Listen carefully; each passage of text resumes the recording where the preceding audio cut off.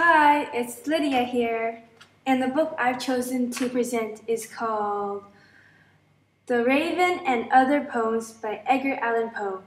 So this book consists about 20 poems by Edgar Allan Poe, and as you might know, Edgar Allan Poe is an American poet and writer. He was born in Boston on January 19, 1809. He's considered part of the American Romantic movement.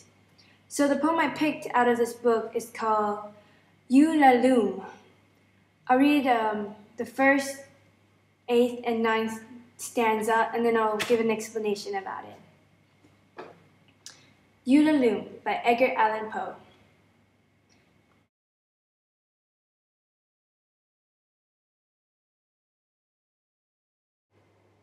The skies, they were ashen and sober. The leaves, they were crispy and sere. The leaves, they were withering and sere. It was night in the lonesome October of my most immemorial year. It was hard by the dim lake of Ober, in the misty mid-region of Weir.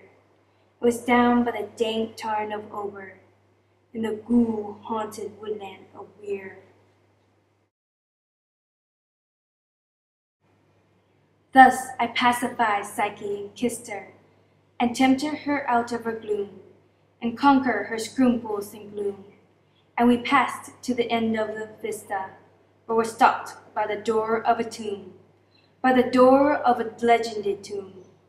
And I said, "What is written, sweet sister, on the door of this legended tomb?"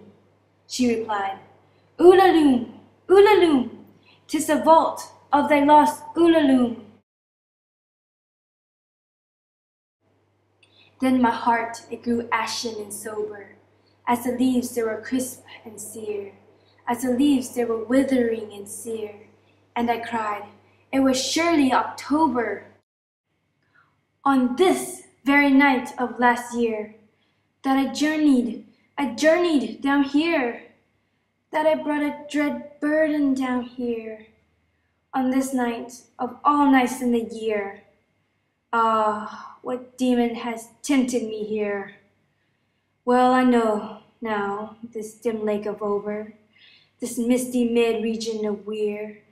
Well, I know now this dank tarn of Ober, this ghoul-haunted woodland of Weir. So the poem is about a speaker. He's wandering around, I'm assuming it's a he. He's wandering around a dry landscape with his soul named Psyche. He's excited about something. His heart is described as being volcanic, so it's about to erupt because maybe it's filled with emotions. He's unconscious about the time of the year, so he doesn't know what date it is, or he's also unconscious about where he's at. Though in the poem, he mentions that he's been there before. And then out of nowhere, his soul and him, they see a bright light, a star, and many people believe it's Venus, the goddess of love. So the speaker believes that Venus has come to save them because they're lost, and that Venus will bring them to safety. But Psyche, his soul, doesn't trust it.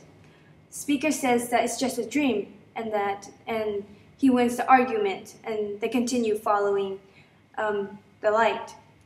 And then when they're following it, they run into a tomb.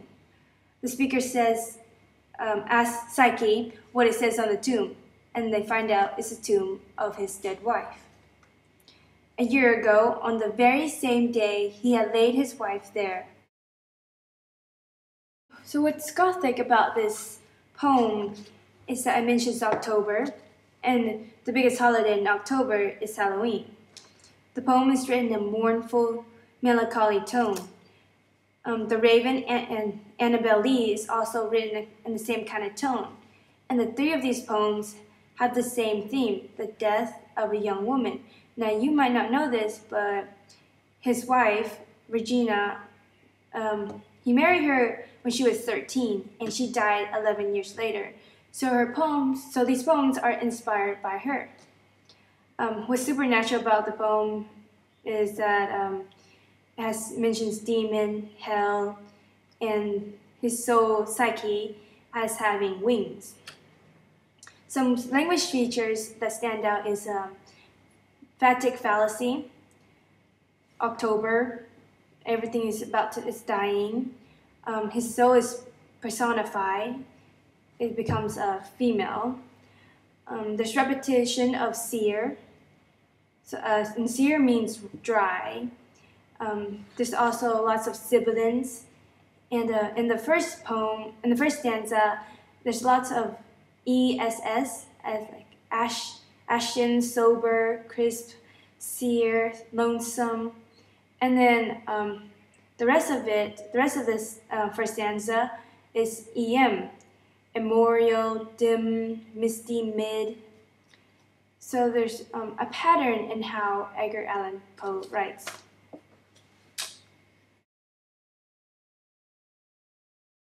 What I really like about this poem is that it's a really sweet, romantic poem. I think it shows how much Edgar Allan Poe loved his wife. The name of the poem is also unique. I looked up the definition of Ulalume, and there's none. So Ulalume is very catchy.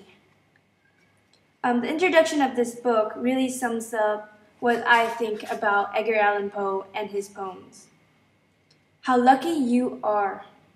You are about to read this poem for the first time. I hope you read it when you're alone, at night, as I did when I first came across it. I hope your flesh creeps and your skin crawls, and the blood turns to ice in your veins. I hope that your soul, like mine, will ever afterward be in the thrall to that sinister, sullen word, the raven's one mysterious message, nevermore.